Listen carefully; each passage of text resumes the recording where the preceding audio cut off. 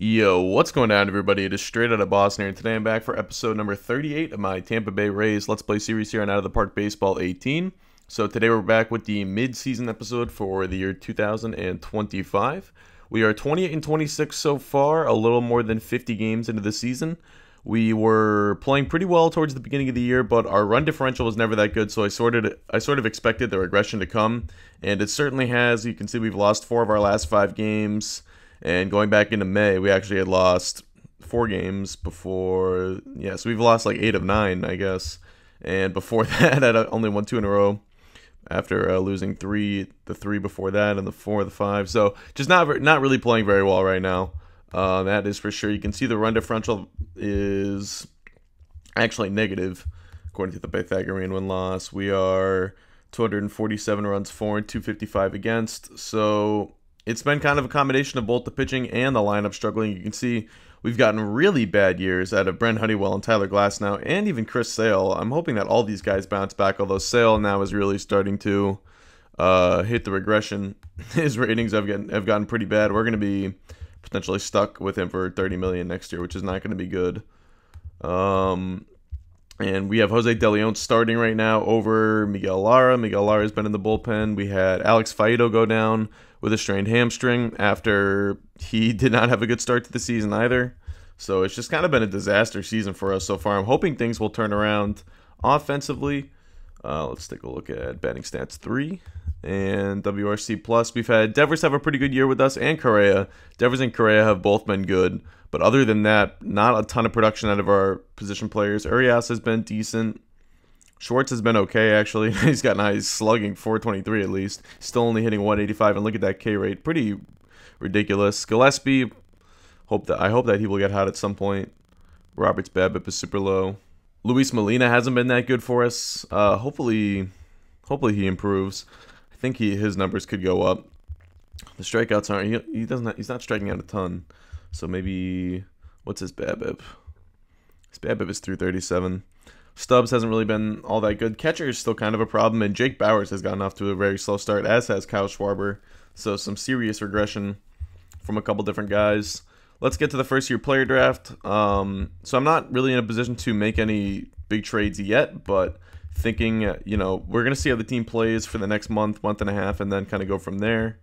And we see some pretty good prospects available here in this draft. Oh, yeah. I like that catcher, though, over that first baseman. This guy. I'm definitely going to go with that catcher, I think. This starter's not bad. Ian Calvert.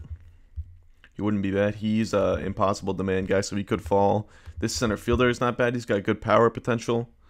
Decent speed, decent outfield defense ratings.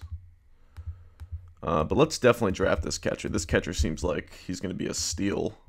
I mean, look at this, 75 grade power, 70 grade power. No reason to worry about him fitting in.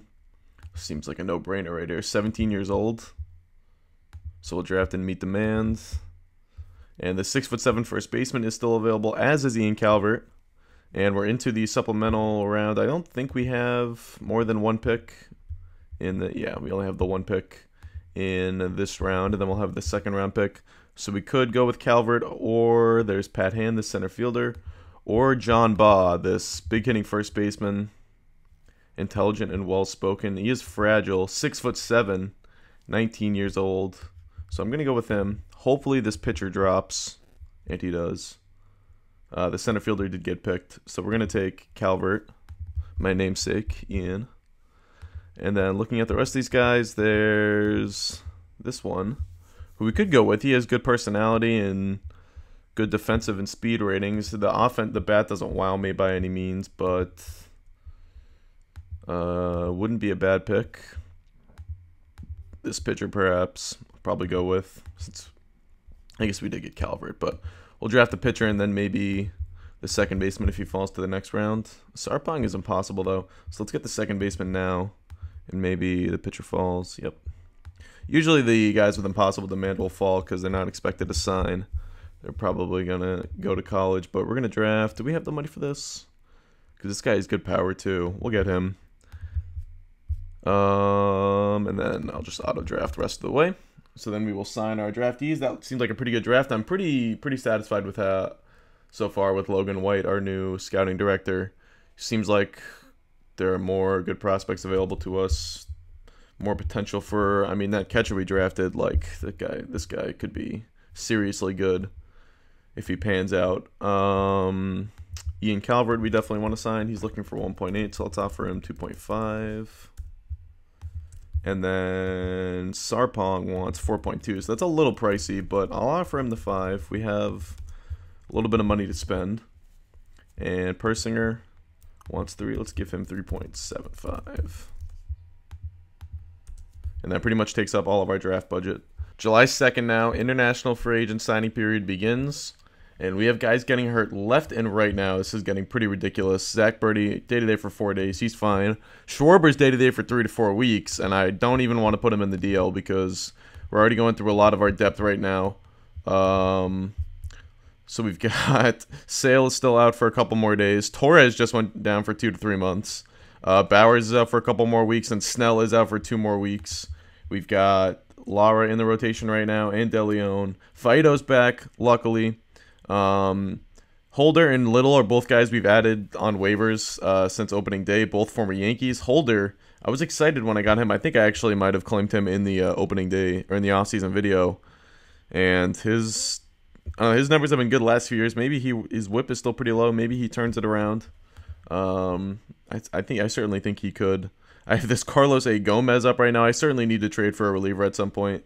Birdie's been a little disappointing this year, but Givens has been good. DeYoung has been good. Robles has been good. So we really need the starting rotation to turn it around in Honeywell and Glass now. I think it'll be easier to add a cornerback than it will be to add a starter, just because we sort of already have 5 starters. So I definitely think I'll be targeting cornerback first. And we don't really have any international prospects that I want to go after this year, so let's just keep an eye on the waiver wire. We'll simulate up to the All-Star break and see how this is going. We have 1 or 2 in a row. Now we've won 3 in a row against this Detroit team. That won in extra innings. Gomez just got hurt. This is pretty absurd, all these injuries. So let's see. We're going to go to Colton Hawk now. And we still have this Cordell Dunn. He could be a trade chip, but Schwartz was hot. JJ Schwartz, he's still hot. He's up to 232 now. Look at the slugging. 117 WRC plus and 1.5 WAR right now. So he's finally, like, for the first time ever, 17 home runs. Literally for the first time since we traded for him, he's turning himself into a productive hitter. He's got a lot of home. He's got 17 home runs in 50 games. It's pretty good. But let's keep going. Can we sweep Detroit? Probably not. Nope. We do get Chris Sale back, so we can send down Colton Hawk, who has been DFA'd twice now in just the last couple of weeks and hasn't actually thrown an inning for the big league club. Sale back in. I don't even care if he doesn't start today because he's been so bad. Starting off a series against Baltimore, we get Bradley back. We can send down... So let's see. Joe Youngs is starting to slump. Might not be worth keeping around anymore. He still has that good power rating. We could just send down Scavuzzo. Probably a better idea. Activate Bradley. Maybe we finally start to get healthy. The reason I'm not too worried yet is because we have been so banged up, and we're still hovering around 500. Only a couple games back in the division still. Expiring personnel info. Pitching coach.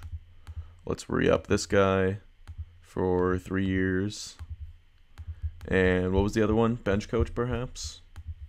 Team trainer. This guy. I thought I was getting a good team trainer, but we've been so banged up. I guess I should keep him, though. It seems like we get hurt a lot. But look at his ratings. And he's got the good ratings with preventing injuries.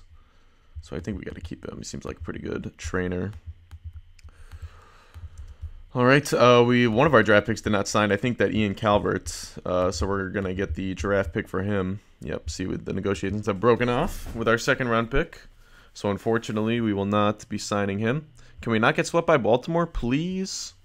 Please. Nice. We win in extra innings. What's our run differential right now? Probably not any good. Nope. It's about even. And we are about a 500 team. But still only 2 games back of Baltimore. New York has really struggled this year. Boston kind of struggling. I don't really think any other teams, other than Boston, no team is really waving the white flag quite yet in terms of selling off pieces. But we'll see how that develops. This Yason Koch has turned himself into a nice little player for Miami. I guess he could, I don't know, he had a good year at AAA. He was pretty much always this guy. The ratings just are kind of flaky in this game sometimes. I guess we could use him now that Torres is hurt. De Leon out for 5 days. I'll claim Coca. I'd keep him over Sanchez, who I have as my backup infielder now that Torres is pretty much out for the year. I guess Torres could come back, theoretically. Can we win the series at Los Angeles? That would be nice. Probably won't. Yep. We do get Coca. Good for us. So we'll DFA Sanchez. Coca's probably not actually going to play much, but maybe Correa or Devers could DH occasionally. We can get Coca in there. Whoops. Let's put him on the active roster. We'll send Hawk and Scavuzzo down. And I don't really like where the season is going right now. We still have a couple more weeks before the trade deadline. A few weeks, actually. But still, just don't really love how we're playing right now. We're 3 games under 500, playing this Boston team, closing it out with a 4-game series, closing out the quote-unquote first half. And we split the first 2. Now we've got the All-Star rosters coming out. And we do take that game 3 from Boston, 12-2. So we got a chance to win the series and get back to 500 at the end of the, as I said, quote-unquote first half. And there we go. All right, so we won the final 3 games. A little bright spot. We pulled the 2 games back in the division of Baltimore, 3 in the loss column. But that's okay. We won 3 in a row. And the run differential, I think, would have gotten a little better in those games. Yep, 10 runs above 500 now. We're 5th in runs scored, still 10th in runs against. And it's still been a big struggle for the rotation so far. Honeywell, Glasnow, and Sale all struggling. So we do get Snell back, but maybe definitely trade for a starter. I don't know, probably to replace Sale, I guess. Or Glasnow. Glasnow is 1 more year left. Could potentially trade him, although he's supposed to be pretty good. I mean, I don't know. He's been really bad. He's supposed to be good, but he had been bad for Boston too, so maybe this is just who he is. I thought maybe he could bounce back with us. Honeywell is a free agent in a couple years. Still have him for a couple more years, but he's been the last 2 years now. He's not been very good. A couple years ago, he was really good. And let's take a look at our All-Star representative. So Blake Snell, despite getting hurt, 2.7 WAR already, and he is one of our representatives, along with the young and JJ Schwartz. Look at Schwartz's numbers. Finally, look at 2.1 WAR. OBP is at 300. I think that's probably an all-time career high for JJ Schwartz in any level ever, getting the OBP up to 300. So that is our 3rd guy, along with the young, who's having another outstanding year. Devers also makes it, and Correa. So that's 5 guys. 5 All-Stars for a 500 team. So that proves that we have some gaps in our roster, but we also have guys who are playing well. So look at, like, definitely these outfield spots. I mean, the infield and Gillespie has been fine. He has been great. Urias, same kind of thing, is sort of what he always is. But Schwarber, Bradley, Youngs, and Molina, these spots. And I think Molina, I'm probably just going to leave as the DH. Hope that he turns it around. Maybe give him a left-handed option, perhaps. But certainly the outfield.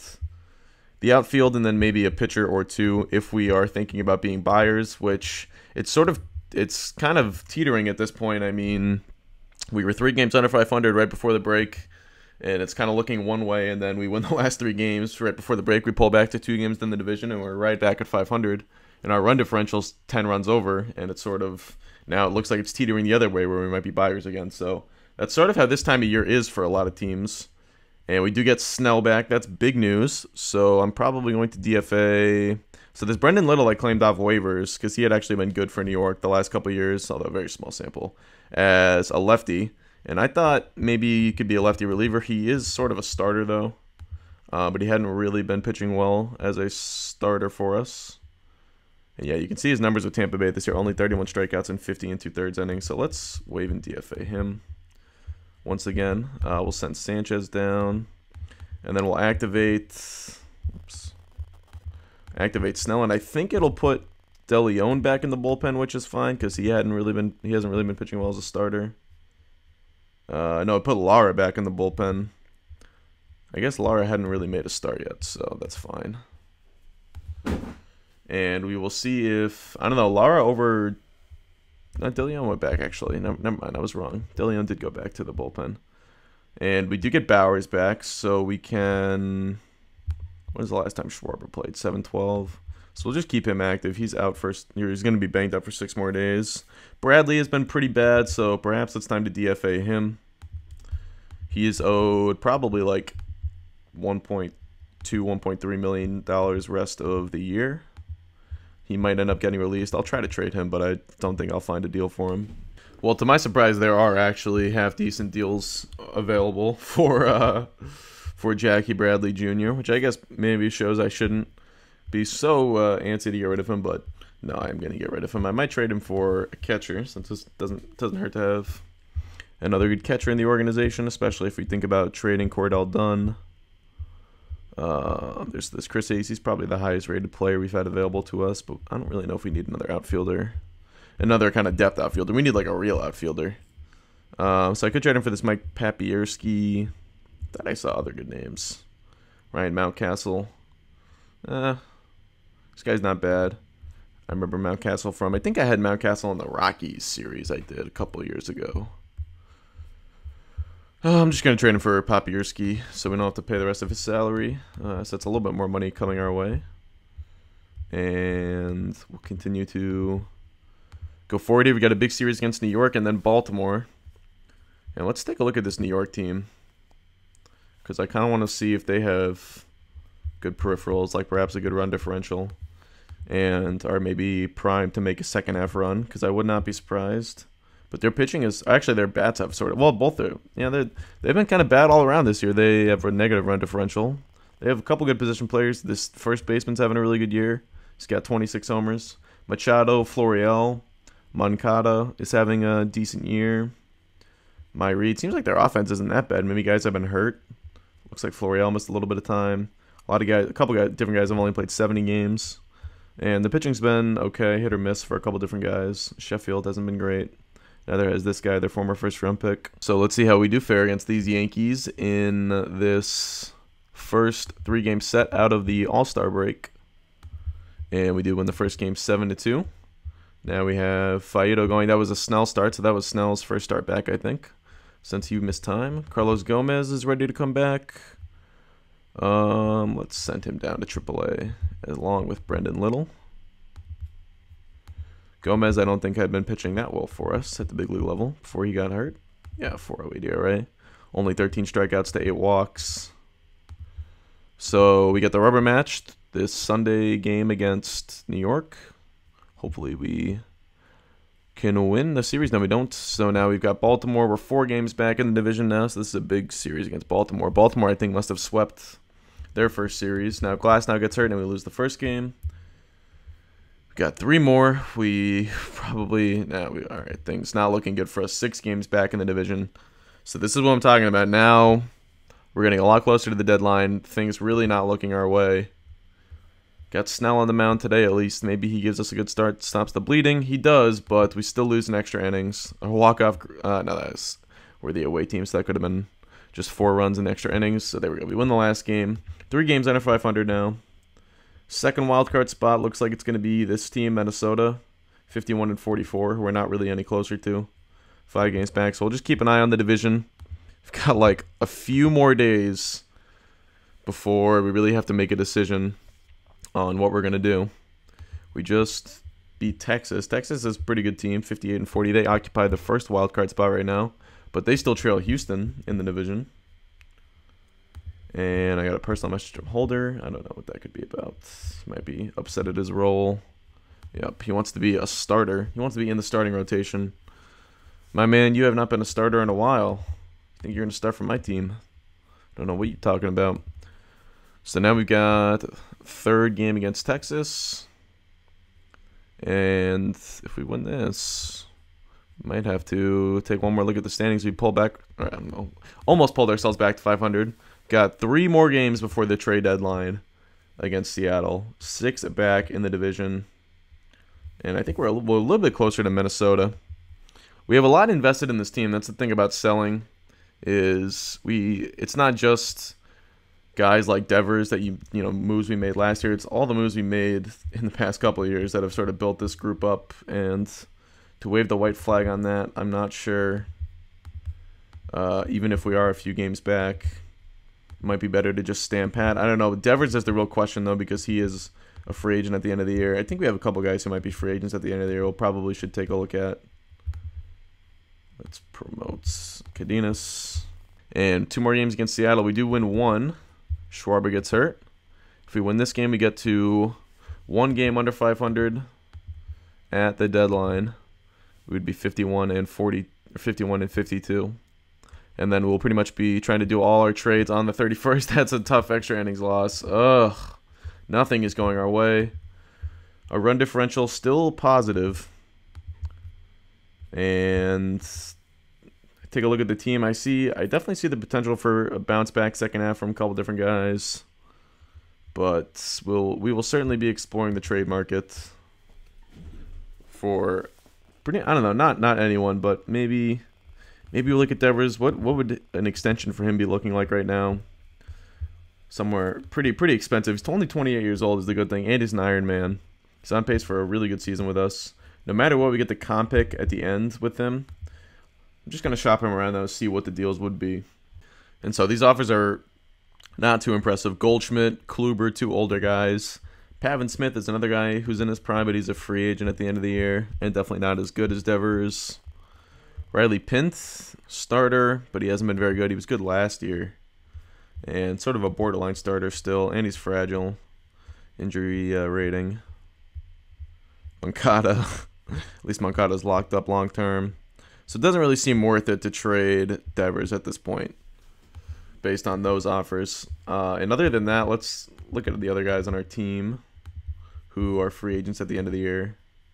So Stubbs, Robles, Schwarber. We have a lot of guys, actually. Not a ton of big names, though. Stubbs, like, I'm not worried about. I don't even know what you could trade him for.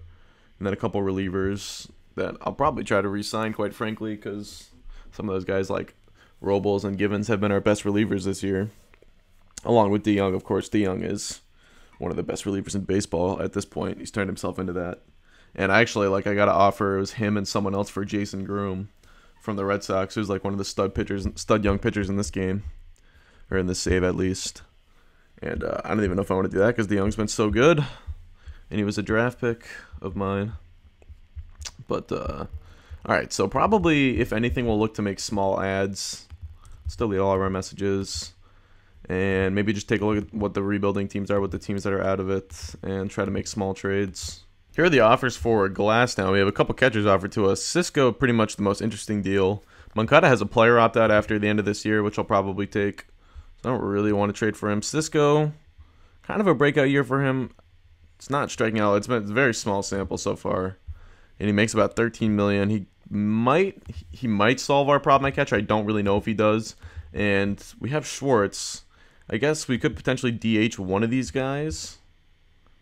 Because Schwartz I probably want to keep at this point instead of trading him. I can't shop any more guys around anyway. But we could potentially DH Schwartz. Although now Molina's getting hot. He's got a 506 slugging now. So I don't really want to move either of those guys out of the lineup. Definitely still aiming for an outfielder. So here's one fairly easy trade to make for Greg Bird, who I am going to throw in as probably a left-handed DH option with Luis Molina, for Brendan Little and Johan Oviedo. And the Yankees just have a bunch of first basemen. They have Nick Pratto and this Ron Sequist, who's having a monster year for them. 31 home runs already. And looking like...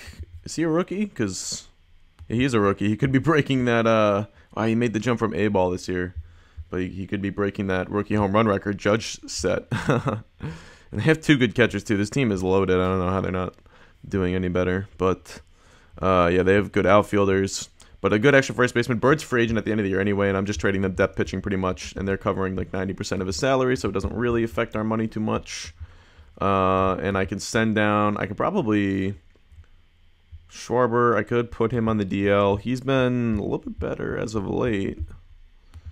Kind of just another DH option. I'll send down Cadenas for now. But this not going to be my only move, that's for sure. God, all I want in this world is a center fielder.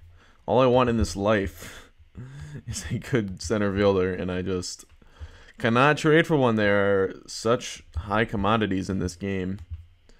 And the teams really value them. Like, this guy isn't even that good. He just can play center field. And, oh, I just want a center fielder. I don't really have any on this roster. I don't even really think Luis Robert qualifies anymore. I guess he can still play center field defensively, but his bat is so bad. Well, unfortunately, right now I'm finding it difficult to make any trade at all, which is fairly frustrating. Because I still don't really like the shape that our outfield is in, especially with Kyle Schwarber playing every day in right field. That is not a situation I like. I really need a center fielder.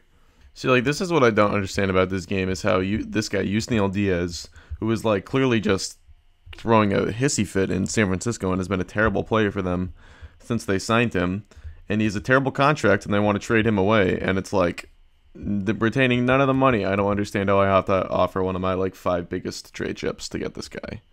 It doesn't make any sense. And they have another center fielder just waiting to take over. But it's like I have to give them at least one of my 3 best starters or my third baseman or my closer. I just don't understand how that makes any sense. But he's like the only center fielder on the trade block. I guess maybe this Ricardo Cespedes we could try and trade for, although he also makes money, and I would prefer that they eat some of that salary or retain some of that salary. But I'm sure this will take someone half decent. Okay, maybe Jorge Ramirez or Colton Hawk.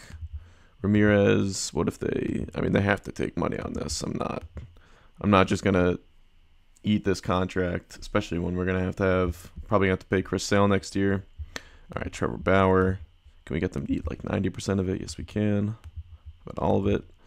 We'll do 90%. So that way we still pay a little bit of his money, but that's only going to be like around $500,000 every year. And then maybe $600,000, $660,000 or so every year. So he's another center field option. He's another right-handed option. Oh, no, he's a left-handed option, actually. So that's kind of perfect with Robert. Perhaps those guys platoon a little bit. And we only cost us 2 pretty crappy starters to get Ricardo Cespedes. So we will put him on the active roster over... Man, I don't know. This is tough because I kind of... Let's put Schwarber on the DL. That way we can keep Rodriguez. And I might try to trade Schwarber in August if possible. But now we're going to have Rodriguez playing every day, which is fine. He's been fine, honestly. Like, what are his career numbers? His career slash is not bad. 264, 347, 381. It's right around league average. So it's really not too bad.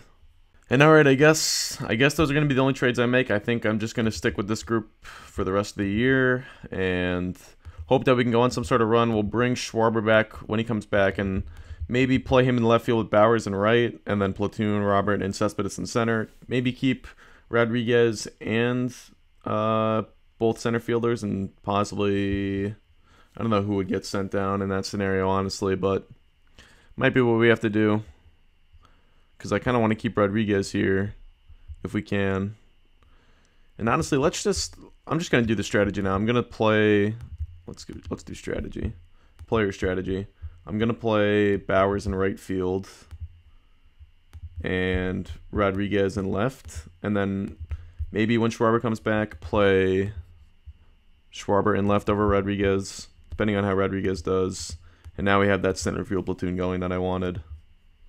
And then we have 2 corner guys in there every day. Bowers' ratings go down even more when you make him an everyday right fielder because his defensive ratings aren't that good. But that's okay. When is he a free agent? End of next year. He's a team option this year. I'll probably pick that up. But all right, so there's still potential for some August trades. I did make some August trades last year. I will at least show those off at some point if I do make them, but I don't know if I'd include them in this video or if I would just put them in the next video. But I'm going to wrap this part of it up for right now. So thanks so much, guys. Hope you did enjoy. Let me know what you thought of the moves I did make, and hopefully we can make a second half run. Thanks for watching, and I'm out. Peace.